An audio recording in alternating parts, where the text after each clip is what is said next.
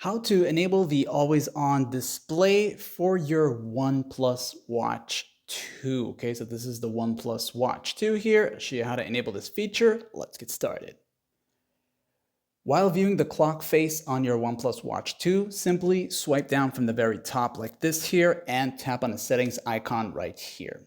When you do this, you'll see all the settings of your OnePlus Watch 2, and you want to go down now to the part that says display right here. As you enter into the display section, keep going down and you'll see always on display.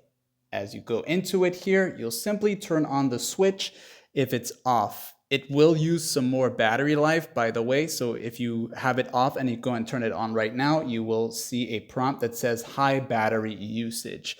And this again will reduce your battery life by 2 days. So if you want it on, it's totally up to you.